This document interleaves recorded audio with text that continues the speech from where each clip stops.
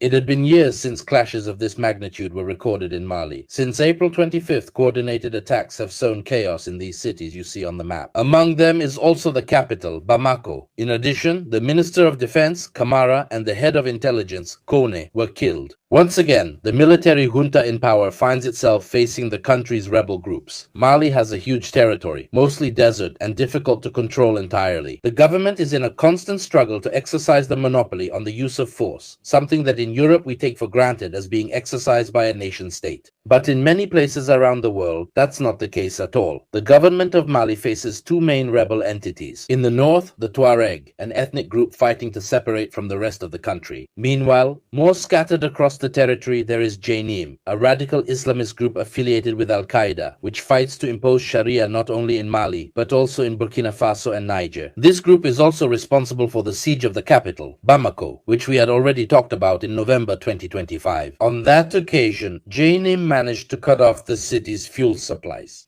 The government of Mali is relying on a cooperation agreement with Russia, which has replaced the historic French presence. In fact, the Africa Corps, a unit of mercenaries descended from the disbanded Wagner Group, is present in the area. Yet the Kremlin's contribution hasn't helped much. The city of Kidal, in the north of the country, was captured by the rebels, and the Russian mercenaries had to withdraw after reaching an agreement with the insurgent forces. So the question we ask ourselves is this: how much longer can the government of Mali hold on? And what do you think? As usual, you can find more information in the comments or in the description.